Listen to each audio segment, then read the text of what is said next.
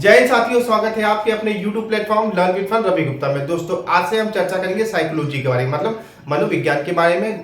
क्योंकि मनोविज्ञान आपका देखा जाए तो 30% का वेटेज रखता है आपके सुपर टेट के एग्जाम्स में। तो यहाँ पे हम वो पॉइंट या फिर वो ही सिलेबस डिस्कस करेंगे जो सिलेबस आपके सुपर टेट पे रखा गया है। तो उसी सिलेबस के क्रम में आज जो पहला टॉपिक रहेगा आप लोगों का, वो टॉपिक है बाल विकास को प्रभावित करने वाले कारक। ये आपका सुपर टेट में ये टॉपिक है और यहाँ से आपके क्वेश्चन भी पूछे जाएंगे 1 नंबर का। तो चर्चा चालू करते हैं आज का हम अपना क्लास और इसको डिटेल में डिस्कशन करते हैं दोस्तों।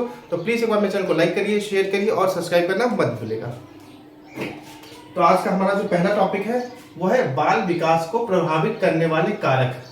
मतलब कि जब एक बच्चे का जो विकास होता है और जब उसका डेवलपमेंट हो रहा होता है बच्चे का, तो कौन कौन से जो आयाम है या कौन कौन से दृष्टिकोण है जो बच्चे को प्रभावित करती हैं उसके विकास में, तो इसके बारे में डिटेल में डिस्कशन करने वाले हैं।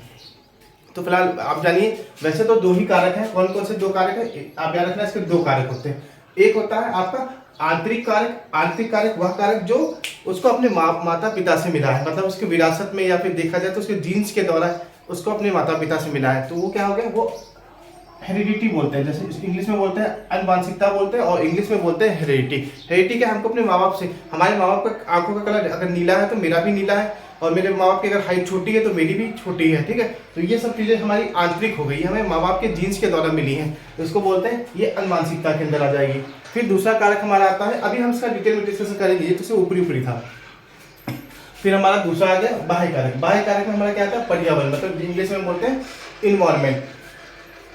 अब क्या है कि हमारे लिए पर्यावरण भी हमारे लिए बहुत ही जरूरी होता है, क्योंकि पर्यावरण में ही जाके हम चीज़ों को सीख पाते हैं। लोगों के बीच में रह के, जैसे कि समाज होता है, समाज के बीच जाके हम चीज़ों को सीखते हैं। तो ये बाह्य कारक हो गया। यहाँ पे कौन कौन से चीज़ें आएंगी उनके बारे में डिटेल में डिस्कस करेंगे। तो प्लीज़ चैनल को लाइक करिए, शेयर करिए और सब्सक्राइब करना मत भूलिएगा। अब हम चर्चा करते हैं डिटेल में इसके बारे में।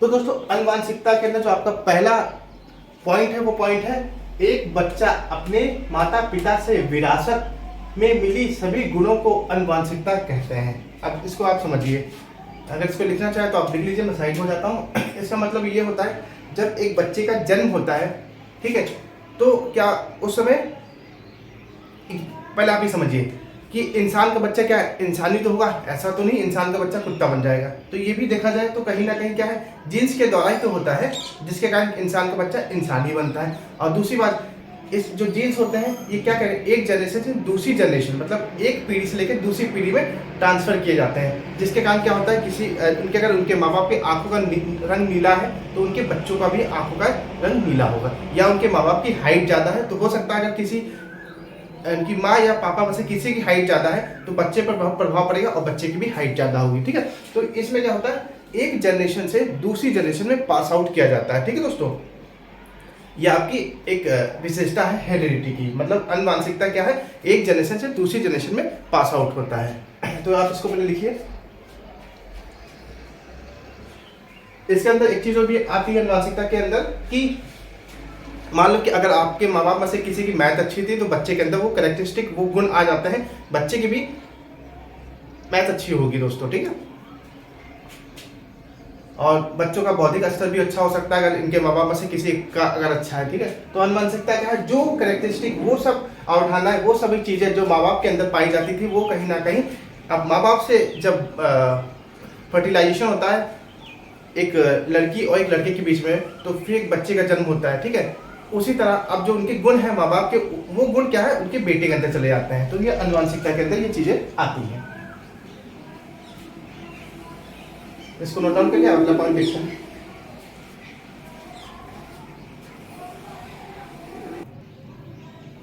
आइए दोस्तों, अब हम देखते हैं अपना दूसरा जो हेडिंग, उसको समझते हैं। अनुवांशिकता मानव व्यक्तित्व के विकास का आधार है, प्रदान करती है, और अनुवांशिकता वह है कि जो एक व्यक्ति के साथ पैदा होती है।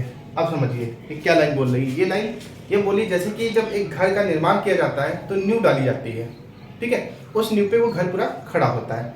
और इसमें भी क्या होता है, जब एक बच्चा जन्म लेता है तो क्या होता है, हेरिडिटी, मतलब उसका अनुवांशिकता ही तो है, अनुवांशिकता ही तो है, जिसके कारण बच्चा क्या है, अगर आप एक समझिए, अगर आप एक युग्मज मतलब जाइगोट बने ना होते तो क्या आज आप जन्म लेते, बिल्कुल जन्म नहीं लेते हैं, तो भैया पहले हमारे विकास के लिए जाइगोट बनना जरूरी होता है, मतलब युग्मज शायद इसको हिंदी में बोलते हैं। युग्मज अगर आज ना बने होते तो आज आप पैदा नहीं हुए होते हैं, ठीक है। तो क्या था युग्मज, हमारा क्या था, हमारा बेस था, मतलब फाउंडेशन था। जैसे न्यू की फाउंडेशन होती है उसमें घर तैयार होता है, उसी तरह क्या युग्मज मतलब जाइगोट होता है, और हम इतने बड़े धीमे धीमे तैयार होते हैं। तो और इसके अंदर भी कई चीजें होती है। एक लिमिट सेट कर दी जाती है। लिमिट कैसे सेट की जाती है, एक इसमें होती है अपर लिमिट और एक लोअर लिमिट होती है। अपर लिमिट क्या होती है कि हाँ, अब आपको सेट कर दिया जाता है कि सपोज करिए अगर आपके मम्मी पापा की हाइट छोटी है तो आपकी भी हाइट छोटी रहती है अक्सर। तो ये इसमें दो लिमिट होती है, एक अपर लिमिट और लोअर लिमिट। लेकिन एक चीज और है, अनुवांशिकता और पर्यावरण दोनों ही जरूरी है। सपोज करिए एक आपने जन्म तो ले लिया, ठीक है, लेकिन आपको ऐसा पर्यावरण नहीं मिला, ऐसा वातावरण नहीं मिला जहाँ पे आप अच्छी तरह से फल फूल सके। अगर आपने जन्म तो ले लिया, ठीक है, उसके बाद आपके माता पिता भी बहुत पढ़ने में तेज थे और आपका भी दिमाग बहुत तेज था पढ़ने में, ठीक है, लेकिन क्या हुआ, आपको पर्यावरण जो जैसा मिला वो कैसा मिला, चोरों का या गंदे लोगों का साथ। तो आपका जो विकास या डेवलपमेंट होगा तो आप भी धीमे धीमे, जो आप चोरों के बीच रहते थे आप भी चोर बन जाओगे। ऐसा नहीं कि डॉक्टर बन जाओगे, आप चोर ही बन सकते हो, लेकिन हाँ, अच्छी तरह के मतलब एक हाई लेवल के आप चोर बन सकते हो। तो कहने एक मेरे ख्याल से वुडवर्थ का एक स्टेटमेंट है कि अगर उन्होंने कहा था कि हमको छोटे बच्चे दे दो 1 दर्जन, और उनको जो मैं चाहूँगा अपने हिसाब से उनको ढाल सकता हूँ, मैं उनको जैसा भी पर्यावरण दूंगा बच्चे उस अकॉर्डिंग ढल जाएंगे, मुझे किसी के हेरिडिटी से कोई मतलब नहीं। तो ये बात कहीं ना कहीं इसके अंदर लागू होती है दोस्तों, ठीक है। तो क्या है, एक जब बच्चा कोई जन्म लेता है तो उसके अंदर क्या होता है, एक बेस की जरूरत होती है, बेस, ठीक है। बेस मतलब क्या हुआ, हमारा जाइगोट या युग्मज जैसे कि बिल्डिंग बनती है, उसके लिए हमारा न्यू की जरूरत पड़ती है। तो आई होप ये बात आपको समझ आ गई। तो मैंने पहला पॉइंट एक्सप्लेन किया था, एक बच्चा अपने माता पिता से विरासत में मिली सभी गुण को अनुवांशिकता कहते हैं। एक बार फिर से उसको समझ लीजिए, वो क्या से मिली, जो उसके माँ बाप से उसको जो अनुवांशिकता के द्वारा मिलता है, जैसे आंखों का रंग हो गया, हाइट हो गया, बौद्धिक स्तर हो गया, ये सब चीजें क्या होती है, विरासत में मिलती है। ये नहीं कि हमको कहीं मतलब हमको किसी दुकान से खरीदनी पड़ती है, ऐसा नहीं। जो हमको अपने माँ बाप से मिल जाता है जीन्स के द्वारा, वो सब चीजें इसके अंदर आती हैं। एक मिनट को लाइट कम कर दें। हाँ, दूसरी बात है, अनुवांशिकता मानव व्यक्तित्व का विकास का आधार प्रदान करती है। मतलब वही आधार की बात कर दी, एक आधार होती है किसी बच्चे के जन्म लेने पे, और एक लिमिट सेट कर दी जाती है, अपर लिमिट और लोअर लिमिट की बात की है मैंने। तो ये 2 पॉइंट आपको समझ में आ गए होंगे। अब हम चर्चा करते हैं अपने तीसरे पॉइंट की।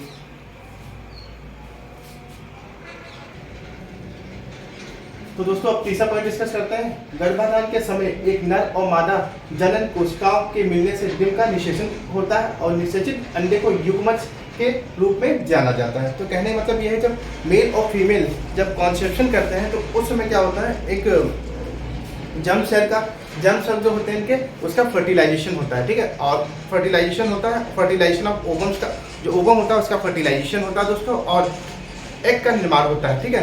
मतलब वो जो एग निर्माण जिससे हम पैदा होते हैं, एक जाइगोट बनता है। और जाइगोट को इंग्लिश में क्या बोलते हैं, कहाँ गया कल, हाँ मैंने अभी आपको जाइगोट, ये जाइगोट है, जाइगोट की इंग्लिश में इसको यूगमस को जाइगोट बोलते हैं, ठीक है, याद रखना। तो आपको ये याद भी होगा, क्लास 9 और 10 में टॉपिक हम लोगों ने साइंस बायो में पढ़ा है। और इसमें कई बार बच्चे क्या करते थे, ये इस पेज को कवर कर देते थे, मतलब शर्म के बारे में शर्मा जाते थे और पेज को कवर कर दिया जाता था, बच्चे कवर कर देते थे, ठीक है। लेकिन अब बड़े हो गए और बोलते समय मुझे बहुत कुछ ध्यान रखना पड़ता है आप लोगों को समझाते समय, ठीक है। तो ये क्या है, गर्भाधान के समय जब एक मेल और फीमेल का जो फर्टिलिटी, जब उनके बीच में जो क्रियाएं होती है, जिसके कारण क्या होता है, जाइगोट का निर्माण होता है। तो मतलब जो मेल और फीमेल का जब फर्टिलाइजेशन चल रहा होता है, उस समय जो उनके जीन्स होते हैं, जीन्स का जो फर्टिलाइजेशन होता है एक ओवम में होता है, और वो फर्टाइल एग क्या कहलाता है, वो फर्टाइल एग हमारा कहलाता है, जाइगोट कहलाता है। तो ये बात आपको समझ आ गई। दूसरी, एक युग्मजन में 46 क्या होते हैं, गुणसूत्र होते हैं। तो हमारे जाइगोट में कितने क्रोमोसोम्स होते हैं, तो 46 क्रोमोसोम्स होते हैं। The pair of chromosomes is called 46। Number कितनी होती है, तो 46 संख्या होती है। आगे और समझ लेते हैं इसको मिटा के। बात आपको समझ आ गई, अगर लिखना है तो आप स्क्रीन ले लीजिए, स्क्रीनशॉट लेना है तो ले लीजिए। इसको रोक लिया करिए, पॉज कर लीजिए, पॉज किया करिए, उसके बाद इसको लिख लीजिए, अपनी किताब में लिख लीजिए। जो मैं समझाता हूँ उसको अपनी लैंग्वेज में लिखा करिए। ये लिखी हुई चीज़ें मत, ये जो बोर्ड पे लिखी है इसको मत लिखिए। जो मैं एक्सप्लेन करता हूँ, जो चीज़ आपको समझ आती है, क्योंकि समझने के बाद जो आप नोट्स बनाते हो वो आपको हमेशा याद रहते हैं। कॉपी में अक्सर लिखा होता है, बुक्स में हमेशा लिखा होता है, लेकिन बुक्स हमारी ऐसे ताही की ताही रखी रह जाती हैं दोस्तों, ठीक है। तो अभी मैंने जाइगोट मैंने बताया आप लोगों को, जाइगोट, ठीक है। जाइगोट मैंने आप लोगों को डिस्कस किया।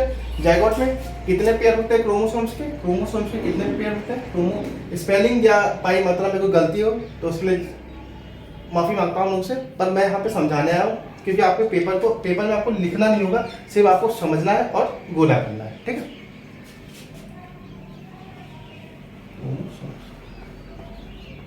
तो जाइगोट में क्रोमोसोम्स के कितने पेयर होते हैं, तो टोटल पेयर लिख लेना, कितने पेयर होते हैं, टोटल आपके 23 पेयर होते हैं, 23 पेयर होते हैं, ठीक है, 23 पेयर होते हैं। ये आपके जाइगोट में गुडसूट की कितने पेयर होते हैं, तो आपके 23 होते हैं। अगर आपसे ये आपका पेयर जब पूछा जाए आपके एग्जाम में, जब आपके जोड़े पूछे जाए तो कितने होते हैं, 23 होते हैं। और जब आपसे टोटल क्रोमोसोम पूछे जाए, टोटल क्रोमोसोम्स पूछे जाए तो कितने होंगे, 46। इसको डबल कर देंगे क्योंकि मेल के 23 और फीमेल के 23 जोड़ देंगे तो कितना हो गया, 46 हो गया, ठीक है। कितने हो गए, 46 हो गए। और समझिए, एक ये तो पढ़ा ही होगा कौन कौन से एक्स या वाई मिलते हैं तो बच्चा होता है या वो लड़की होती है। तो ये मेल हुआ, ये फीमेल हुआ। मेल के अंदर क्या पाया जाता है, एक्स वाई पाया जाता है, और फीमेल के अंदर वाई वाई पाया जाता है। जब इसका एक्स और इसका वाई जब मिलता है तो क्या निर्माण होता है, एक मेल लड़के के, मतलब एक लड़के बॉय का निर्माण होता है, मतलब लड़का जन्म लेता है। और जब इसका वाई और इसका वाई होता है तो क्या होता है, लड़की का निर्माण, मतलब फीमेल गर्ल बर्थ लेती है। तो एक्स वाई में क्या होता है, लड़का जन्म लेता है, और वाई वाई में क्या होता है, लड़की जन्म लेती है। लेकिन अक्सर आप लोगों ने देखा होगा गांव में बोलते हैं इस औरत के तो हमेशा ही लड़की होती है। आप अपने बेटे की गलती नहीं देते, क्योंकि ये अपने बेटे की गलती इसलिए नहीं देते क्योंकि एक बैकवर्ड क्लास से बिलोंग करते हैं, जिसके कारण उनको ये नहीं पता कि इसके पीछे की साइंस क्या है। मेरी बहू है उसके अंदर तो वाई वाई ही पाया जाता है, लेकिन जो मेरा बेटा है उसके अंदर एक्स वाई पाया जाता है। अगर बेटे का एक्स ट्रेवल कर जाए वाई में तो क्या होगा, लड़का जन्म लेगा, और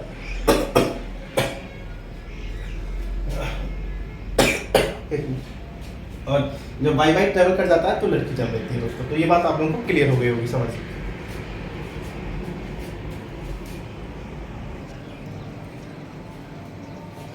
अगर आप लोगों को एक बार में समझ में आया तो प्लीज वीडियो का रिपीट करके देखिएगा, तो आपको जल्दी समझ में आ जाएगा वो चीज़ें, ठीक है।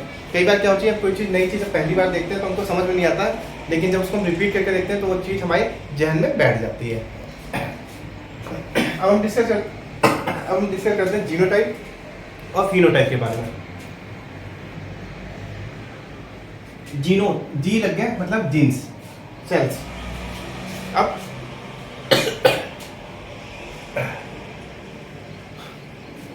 जीनोटाइप क्या, जीन्स मतलब जो हमको अपने माँ बाप से विरासत में जो चीजें मिली है उसको बोलते हैं जीनोटाइप। और ये क्या चीज होती है, ये चीजें हमको दिखाई नहीं पड़ती, ये नॉन ऑब्जर्वेबल, जो चीजें हमको दिखाई नहीं पड़ती है अपने माँ बाप से हमको जो प्राप्त हो जाती है उनको बोलते हैं जीनोटाइप। फॉर एग्जाम्पल, आपके अंदर सिंगिंग मतलब गाना गाने के गुण है, आपके माँ बाप के अंदर किसी एक व्यक्ति के अंदर ये गुण रहे होंगे जिसके कारण वो ट्रांसमिट हुए हैं और वो आपके अंदर आए। या कभी कभी किसी व्यक्ति का जो नेचर होता है वो हाइपर नेचर होता है, तो हो सकता है आपके माँ बाप में से किसी एक का नेचर हाइपर रहता हो, जिसके कारण आज आपका भी नेचर हाइपर है। तो क्या है, वो दिखाई नहीं पड़ता, लेकिन हम उसको देख नहीं सकते, लेकिन हमको जीन्स के द्वारा वो हमको प्राप्त है, तभी इसको बोलते हैं ये आदर्श है, ठीक है। लेकिन जब वो प्रक्रिया सामने रिएक्शन होता है तो हमको दिखाई पड़ता है, तो उसको बोलते हैं जीनोटाइप। इसमें एग्जांपल क्या क्या आ जाएंगे, आपकी सिंगिंग, डांसिंग, और आपकी आंखों का कलर, आई कलर,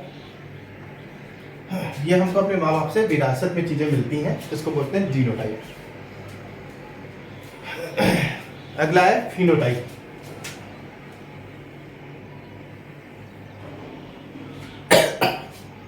इसमें वो सभी चीज़ें, वो सभी क्वालिटी जो हमको सामने दिखाई पड़ती हैं उसको बोलते हैं फिनोटाइप। जैसे आपकी हाइट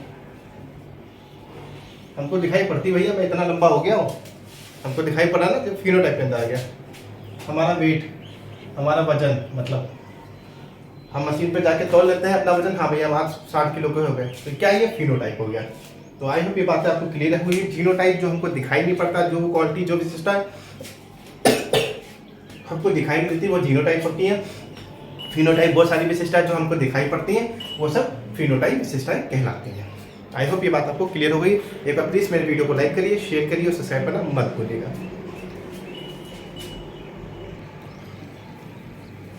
आइए दोस्तों, अब हम चर्चा कर लेते हैं अनुवांशिकता के अंदर एक टॉपिक आता है समान जुड़वे, मतलब आइडेंटिकल ट्विंस की बात की जाती है, और फ्रैटर्नल ट्विंस की बात की जाती है, मतलब भिन्न जुड़वे की बात की जाती है। आइडेंटिकल ट्विंस क्या होते हैं और फ्रैटर्नल ट्विंस क्या होती है, इनकी चर्चा कर लेते हैं।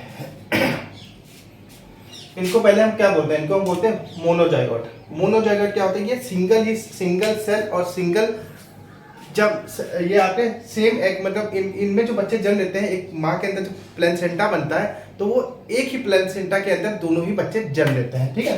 तो उनमें क्या होता है, सेम एक ही अंडे के द्वारा अंडा सॉरी इंग्लिश में क्या होता है, मैं सॉरी अंडा आई डोंट नो, एग, एक ही एग, और दूसरा हो गया आपका एक स्पर्म के द्वारा ही बच्चे का निर्माण होता है। इसमें क्या होता है, बच्चे जुड़वा होते हैं, या तो लड़का लड़का ही होगा या लड़की लड़की हुई होगी, ठीक है।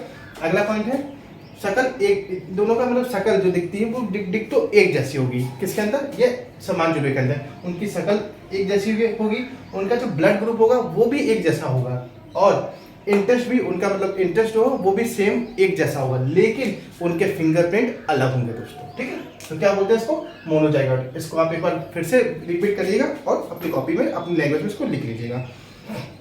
और दूसरा होगा फ्रैटर्नल ट्विंस, मतलब भिन्न जुड़वे, इसको बोलते हैं डाइजाइगोट। यहाँ पे क्या होता है, दो अलग अलग सेल से फॉर्मेशन होता है बच्चों का, ठीक है। तो इसमें दो अलग अलग एग होंगे और अलग स्पर्म से बच्चों का फॉर्मेशन होगा। इसमें क्या होगा, जो प्लेसेंटा होगा वो अलग अलग प्लेसेंटा होगा दोनों बच्चों का, ठीक है। और दिखने में ये अलग दिखेंगे एक दूसरे से, और इनका जो इंटरेस्ट होगा वो भी दोनों का अलग होगा। इनका क्या होगा, इनका जो सेक्स, जो इनका सेक्स का अलगाव होगा, इसमें क्या होगा, इस वाले केस में क्या था, तो लड़की लड़की होगी या लड़का लड़का होगा। यहाँ पे क्या है, यहाँ पे एक लड़की और एक लड़का भी हो सकता है दोस्तों, ठीक है। और फिंगरप्रिंट तो सबके ही अलग रहते हैं, वो तो दोनों ही अलग रहते हैं, कोई दिक्कत नहीं, ठीक है। इसको बोलते हैं डाइजाइगोट, इसको बोलते हैं मोनोजाइगोट। एक बार फिर से समझा दूं, आइडेंटिकल तो इसमें क्या होता है, एक ही एग से दो बच्चों का जन्म होता है और दोनों का सेक्स सेम रहता है, इंटरेस्ट सेम रहता है, शकल सेम रहती है, लेकिन फिंगरप्रिंट अलग रहते हैं। और फ्रैटर्नल मतलब भिन्न जुड़वे में क्या होता है कि यहाँ पे दो अलग अलग एग से बच्चों का जन्म होता है, एक मिनट, अलग अलग एग और स्पर्म से बच्चों का जन्म होता है और दिखने में अलग होते हैं, दोनों का इंटरेस्ट अलग होता है और दोनों का सेक्स भी अलग हो सकता है। फिंगरप्रिंट मैंने बताया दोनों में ही अलग होते हैं। तो इसको बोलते हैं, इनको बोलते हैं मोनोजाइगोट बोलते हैं, याद रखना पूछना था। और इसको बोलते हैं डाइजाइगोट। इसको अपनी कॉपी में लिख लीजिए अपनी भाषा में दोस्तों। अब हम आगे बढ़ते हैं। आइए दोस्तों, अब हम डिस्कशन कर लेते हैं वो अनुवांशिकता के जो सिद्धांत है, लॉ ऑफ हेरिडिटी के बारे में। इसको किसने दिया था, तो इसको दिया था जॉन ग्रेगन मंडेला ने। और इन्होंने दो सिद्धांत दिए हैं, कौन कौन से, उनको भी हम डिटेल में डिस्कशन कर लेते हैं। तो ये याद रखना किसने दिया था, जॉन ग्रेगन मंडेला ने दिया है। और कौन कौन से, एक है law of segregation and dominance. Segregation मतलब होता है अलगाव, डोमिनेंस होता है प्रवृत्ति, ठीक है। तो इसमें क्या होता है, इसमें इनका कहने मतलब होता है कि सपोज करिए कि अगर एक जनरेशन के अंदर एक जीन्स मतलब मैनिफेस्ट नहीं होता है। मैनिफेस्ट मतलब क्या, हम पहले इसका एग्जांपल लेते हैं, ये सब किताबों में लिखा हुआ डेफिनेशन उस पर नहीं जाता है। सपोज करिए कि आपके बाबा जी को डायबिटीज़ थी, ठीक है, और आपके पापा को डायबिटीज़ नहीं हुई।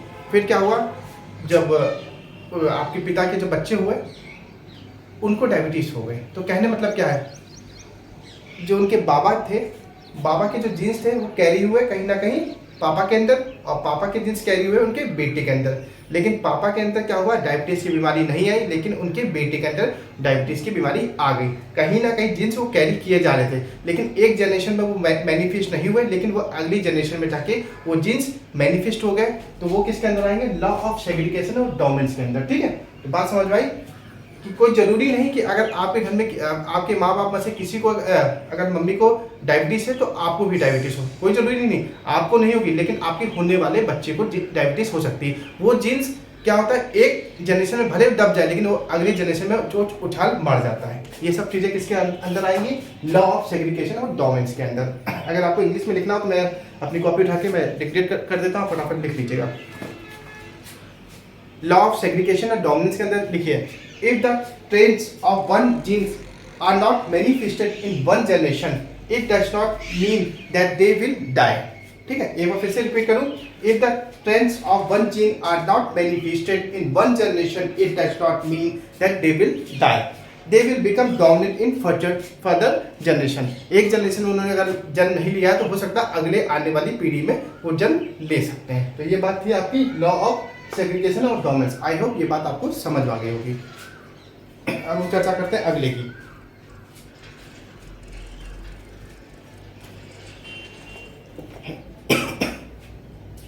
लॉ ऑफ इंडिपेंडेंट असॉर्टमेंट मतलब स्वतंत्र वर्गीकरण। इसमें कहने मतलब क्या है, this law explains the distribution of one genetic trend does not influence the distribution of other trends. कहने मतलब क्या है, इसमें कोई जरूरी नहीं है, इसमें क्या होता है, सपोज करिए अगर आपको माँ बाप में से किसी एक को कैंसर हुआ है तो वो क्या होगा, वो उसी ही जनरेशन में रह जाएगा और आगे जनरेशन में वो ट्रेवल नहीं करेगा। ठीक है, इसमें क्या था, ये कैरी कर रहा था, किसी ना किसी जनरेशन में जाके वो भटक जाता था और किसी ना किसी को वो जो बीमारी आपके बाबा को थी वो आपके आने वाली किसी भी पीढ़ी में हो सकती थी। लेकिन इसमें क्या है, वो बीमारी वहीं रुक जाएगी, उनके साथ चली जाएगी और आगे जनरेशन में कैरी ऑन नहीं होगी। तो आई होप ये बात आपको समझ आ गई होगी। आनुवंशिकता के सिद्धांत किसने दिया है, जॉन ग्रेगर मंडेला ने दिया है। और दो कौन से, law of segregation and domains और लॉ ऑफ इंडिपेंडेंट असॉर्टमेंट। ये क्वेश्चन आपके एग्जाम्स में सीटेट, यूपीटेट और आने वाले सुपरटेट में भी पूछा जा सकता है। यहाँ पे क्या होता है, एक अगर जनरेशन में कोई बीमारी नहीं, एक जनरेशन में कोई बीमारी आई है तो हो सकता है 2-3 जनरेशन छोड़ के 5वीं 6वीं में आ जाए। इसमें क्या है, एक ही जनरेशन के साथ वो बीमारी रह जाएगी और वहीं पर जाके समाप्त हो जाएगी, आगे वो कैरी फॉरवर्ड नहीं होगी दोस्तों। तो आई होप कि दोनों बात आपको समझ में आ गई होगी। अगर आ रही है बात समझ में तो प्लीज चैनल को लाइक करिए, शेयर करिए और सब्सक्राइब करना मत भूलिएगा। तो दोस्तों यहाँ पे एक चीज़ और समझ लीजिए, तो आपके जो 22 पेयर गुणसूत्र के होते हैं मेल और फीमेल में वो कॉमन होते हैं और उनको हम बोलते हैं ऑटोसोम्स। क्या बोलते हैं, ऑटोसोम्स बोलते हैं। 22 पेयर होते हैं, 22 जोड़े होते हैं जो मेल और फीमेल के अंदर, उनको हम बोलते हैं ऑटोसोम्स। इनको वैसे याद तक रखना। और जो तो 23वां पेयर होता है वो हमारा होता है सेक्स गुणसूत्र, मतलब सेक्स क्रोमोसोम होता है। तो 23वां पेयर होता है, मतलब जो 22 के बाद 22 तक ऑटोसोम्स कहलाते हैं। जो 22 में एक जुड़ जाता है 23वां, वो हमारा सेक्स का निर्धारण करता है, उसको बोलते हैं सेक्स क्रोमोसोम या सेक्स गुणसूत्र बोलते हैं। ठीक है, और टोटल नंबर के गुणसूत्र हमारे टोटल कितने होते हैं दोनों को मिला के, तो 46 यानी 46 होते हैं। कितने होते हैं, 46 होते हैं। तो आई होप ये बात ये क्लियर हो गई। कभी कभी यहाँ से क्वेश्चन आता है, जो 22 पेयर होते हैं उनको क्या कहते हैं, तो उनको बोलते हैं ऑटोसोम्स बोलते हैं। क्या बोलते हैं, ऑटोसोम्स बोलते हैं। इसकी हिंदी मुझे नहीं पता, आप लोग सर्च कर लीजिएगा। इसको आप अपनी कॉपी में या तो स्क्रीनशॉट ले लीजिए, अपनी कॉपी किताब में उतार लीजिएगा इसको। तो दोस्तों अब हम चर्चा करते हैं अपने दूसरे कारक। जो हमारा दूसरा कारक कौन सा है, तो वो है पर्यावरण। पर्यावरण मतलब इन्वायरमेंट बोलते हैं, मतलब परि प्लस आवरण, मतलब कि हमारे आसपास जो वातावरण है उसको बोलते हैं पर्यावरण। जिसमें हम फल फूल हैं उसको बोलते हैं पर्यावरण। हमारे आसपास जो चीज़ें हो रही है वो है पर्यावरण। हमारे आसपास जो सब कुछ दिखाई पड़ा वो सब है पर्यावरण दोस्तों। तो उसको बोलते हैं परि प्लस आवरण। अब इसके अंदर क्या होता है, वो सभी चीज़ें इसके अंदर शामिल होती हैं, लेकिन आपका जो जीन्स जो जेनेटिक मेकअप है वो शामिल नहीं होता है। ठीक है, जैसे कि आपकी आंखों का कलर, आपकी हाइट, ये कहीं भी बिकता नहीं है। ऐसा तो नहीं, अगर ये वो चीज़ है जो आपको माँ बाप से विरासत में मिल जाती है, लेकिन ऐसा नहीं आप किसी दुकान पे जाके बोल दो भैया मेरी आंखों का कलर काला है, मुझे इसको नीला कराना है, ऐश्वर्या राय बनना है। क्या पॉसिबल है, नहीं पॉसिबल है। हालांकि आजकल तो सर्जरी वगैरह आ गई हैं, लेकिन ये नेचुरली नहीं है, आर्टिफिशियल तौर पे ये सर्जरी की जाती है, इसको हम इसके अंदर नहीं रखते हैं। लेकिन ऐसी कोई दुकान नहीं बनी जहां आप जाके अपनी आंखों का रंग बदलवा ले नेचुरली। हाँ, आर्टिफिशियल कर सकते हो, जो कि हम इसमें काउंट नहीं करेंगे। ठीक है, तो दोस्तों ये बात आपको सही है। तो पर्यावरण क्या होते हैं, जो हमारे आसपास जो डेली की जो क्रियाएं होती है उनको हम बोलते हैं, क्या बोलते हैं, पर्यावरण बोलते हैं। और जो हमको मम्मी पापा से विरासत में जो चीज़ें मिलती है उसको हम बोलते हैं अनुवांशिकता बोलते हैं, ठीक। लेकिन यहाँ पे अनुवांशिकता और पर्यावरण दोनों ही बहुत ही अहम रोल खेलते हैं। अगर अनुवांशिकता नहीं है तो पर्यावरण काम की नहीं है, अगर पर्यावरण काम की नहीं है तो अनुवांशिकता पे काम की नहीं है। आप सुनिए, यहाँ पे जो आपका अनुवांशिकता है वो आपका फिक्स्ड है, वो चेंजेबल नहीं है, इसलिए उसको बोलते हैं स्टैटिक फैक्टर। क्या बोलते हैं? स्टैटिक फैक्टर बोलते हैं। वो चेंज नहीं किया जा सकता। आपकी आंखों का कलर मैंने एग्जांपल लिया, नीला है तो नीला ही रहेगा, उसको आप कहीं भी जाके चेंज नहीं कर सकते। लेकिन आपका जो पर्यावरण, ये इन्वायरमेंट शॉर्टकट लिख दिया है, इसको बोलते हैं पर्यावरण, जो है वो आपका क्या है? नॉन फिक्स्ड है। नॉन फिक्स कैसे? ये डायनेमिक, गतिशील है।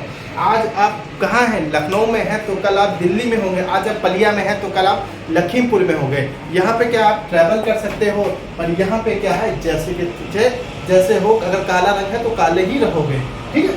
तो बात आपको समझ आई? ये आपका स्टैटिक फैक्टर हो गया, ये डायनेमिक फैक्टर हो गया। तो आई होप ये बात आपको क्लियर हो गई होगी।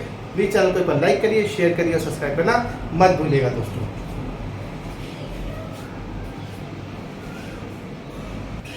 एक चीज के अंदर और समझिएगा, जैसे कि आपका जन्म तो हो गया, आप समाज के अंदर आ गए। इसका एग्जांपल भी हम पहले ले भी चुके हैं। किसका? जेबी वॉटसन का था। एक मिनट स्टेटमेंट देख लूँगा इसका स्टेटमेंट। हाँ, जेबी वॉटसन का स्टेटमेंट था। जेबी वॉटसन एक बात बोली थी, जैसे बताया कि हमको एक दर्जन छोटे छोटे बालक दे दो, बच्चे दे दो, छोटे जो बच्चे हैं अभी मतलब कुछ जानते नहीं दुनियादारी के बारे में, और हम उनको ऐसे वातावरण में लेके जाएंगे और उनको ऐसी ट्रेनिंग देंगे। अगर सपोज कि उनके माँ बाप बहुत ही बुद्धिमान थे, ठीक है, लेकिन हम उनको चोरों के बीच में लेके जाएंगे, डकैत के बीच में लेके जाएंगे। उनका जो दिमाग था साइंटिस्ट दिमाग था, डॉक्टरों का दिमाग था, लेकिन हम उनको चोरों के बीच लेके जाएंगे तो क्या वो डॉक्टर या साइंटिस्ट बन पाएंगे? कतई नहीं बन पाएंगे। वो बनेंगे चोर ही बनेंगे, लेकिन एक हाई लेवल के चोर बनेंगे। तो जेबी वॉटसन का कहने मतलब था, यहाँ पे उनके अकॉर्डिंग इन्होंने अनुवांशिकता को इम्पोर्टेंस नहीं दिया, इन्होंने पर्यावरण को इम्पोर्टेंस दिया है। तो दोनों ही इम्पोर्टेंस रखते हैं।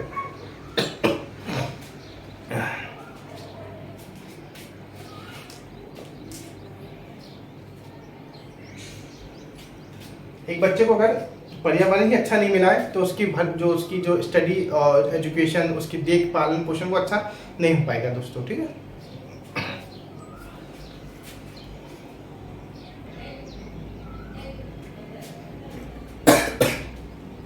दोस्तों एक डिबेट है, मतलब इस पे विवाद हुआ है, नेचर वर्सेस नर्चर डिबेट है। क्या नाम है? नेचर वर्सेस, मतलब प्रकृति बनाम पोषण। देखो नेचर और नर्चर में फर्क क्या है, इसको समझो। नेचर जो आपका है वो आपका किससे? अनुवांशिकता से संबंधित है। नर्चर आपका पर्यावरण से संबंधित है। क्या कहते हैं कि अगर इस व्यक्ति की प्रकृति, एग्जाम्पल लो, कोई इंसान है उसको बहुत अधिक गुस्सा आता है, ठीक है, या कोई इंसान उसका स्वभाव कुछ झगड़ालू मिजाज का है, ठीक है, तो क्या है वो उसके अंदर उसका स्वभाव है, उसका नेचर है, उसको हम चेंज नहीं कर सकते। हम कितनी भी कोशिश करते हैं फिर बदल के बेचारा फिर उसी अपने नेचर पर पहुंच जाता है। तो ये कहीं ना कहीं उसके अनुवंशिकता से संबंधित हो गया। लेकिन पोषण क्या हुआ? पोषण क्या हुआ? एक पेड़ है, छोटा सा पेड़ आपने लगाया और उसमें रोज आप पानी डालते हो और धीमे धीमे वो बड़ा हो जाता है, तो वो आपका नर्चर हो गया। यहाँ पे क्या है? ये डायनेमिक है, ये चेंज होता रहता है, ये परिवर्तनशील है। कौन? नर्चर, पोषण। लेकिन प्राकृतिक क्या है? ये हमारी स्टैटिक है, ये फिक्स्ड है, ये नॉन फिक्स्ड है, ये अनुवांशिकता पे संबंधित है, ये आपकी इन्वायरमेंट पे संबंधित है, ये आपकी स्टैटिक है और ये आपकी डायनेमिक है, ये गतिशील है, ठीक है। इसको हम चेंज कर सकते हैं। तो ये बात आई होप आप लोगों को क्लियर हो गई होगी।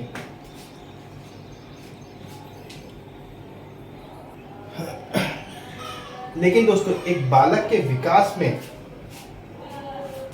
एक कोटेशन है। कोटेशन क्या मतलब? एक मैथ ही समझ लो कोटेशन। ये आपका डी मतलब होता है डेवलपमेंट, मतलब विकास होता है, और डेवलपमेंट विकास हुआ, और इसके अंदर आपका आता है H इंटू ई, मतलब H मतलब हुआ आपका अनुवांशिकता हुआ, E मतलब हुआ था पर्यावरण। ये बात किसने बोली है? ये बात बोली है आपके वुडवर्थ ने बोली। किसने बोली है? वर्थ ने बोली है। खांसी बहुत आ रही है। तो वुड वर्थ से इन्होंने बोले बच्चे का जो विकास होता है तो ऐसा नहीं कि सिर्फ अनुवांशिकता ही जरूरी होती है या सिर्फ पर्यावरण जरूरी होती है। उन्होंने कहा कि जो विकास है ये दोनों गुणनफल है, किसका, हेरिडिटी और आपका पर्यावरण का, मतलब कि अनुवांशिकता गुणन बोलते हैं ना, मल्टीप्लीकेशन ऑफ इन्वायरमेंट, ठीक है। Development is equal to heredity into environment, ये स्टेटमेंट दिया गया है आपका वुडवर्थ के द्वारा, ठीक है। तो ये बात आई होप आपको अब क्लियर हो गई होगी। आपका जो एजुकेशन है ये किससे संबंधित, कोई बताएगा? आपकी जो शिक्षा है ये किसके अंदर आएगी, अनुवांशिकता के अंदर आएगी या आपकी पर्यावरण के अंदर आएगी? कमेंट में आप लिख के जो बताइएगा कि आपकी जो एजुकेशन है ये अनुवांशिकता के अंदर आएगी या पर्यावरण के अंदर आएगी। आज सुबह जल्दी उठना पड़ेगा। और जो आपकी बॉडी का जो स्ट्रक्चर है या आपकी आंखों का कलर है ये आपका किसके अंदर आएगा, अनुवांशिकता के अंदर आएगा या पर्यावरण के अंदर आएगा, ये आप कमेंट में मुझे जरूर बताइएगा। आइए आपको छोटे छोटे क्वेश्चन डिस्कस कर लेते हैं, 4-5 क्वेश्चन हैं ताकि आपकी जो अंडरस्टैंडिंग वो अच्छी बन सके। तो दोस्तों पहला सवाल है, नर और मादा में 22 जोड़े गुणसूत्र के समान होते हैं, उन्हें हम क्या कहते हैं? ये बात मैंने आप लोगों को बताई भी।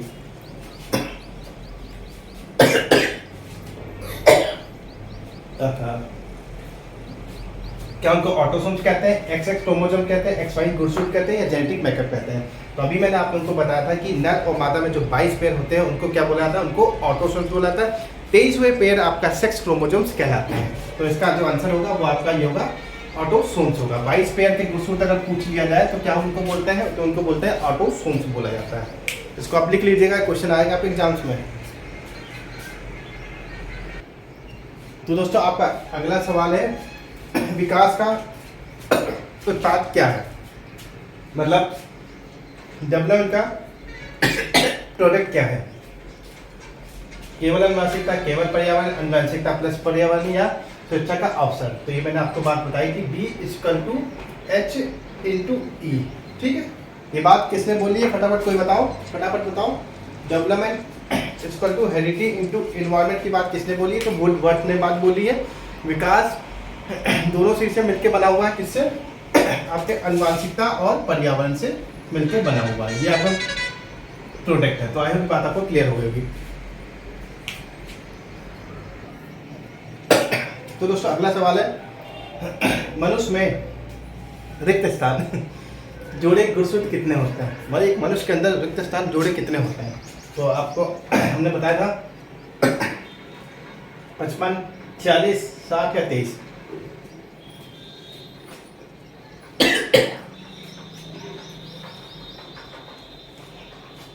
अब यहाँ पे एक पकड़ना, जोड़े लिखा है, तो जोड़े हमने बताया कितने होते हैं, जोड़े आपके 23 होते हैं। और पेयर कितने होते हैं? तो टोटल पेयर की बात कर लें तो हमारे 46 होते हैं। तो यहाँ पे जोड़े की बात की तो कितने होते हैं, 23 होते हैं। और जहाँ की टोटल पूछ लिया जाए वहाँ 46 होता है। जहाँ जोड़े, अगर आपसे जोड़ा पूछा जाए तो 23 आंसर होगा, टोटल पूछा जाए तो 46 आंसर होगा। ये अलग अलग लिख लीजिए, अपनी कॉपी पे मेंशन कर लीजिएगा, ठीक है। इसमें लोग कंफ्यूज होते हैं अक्सर एग्जाम में।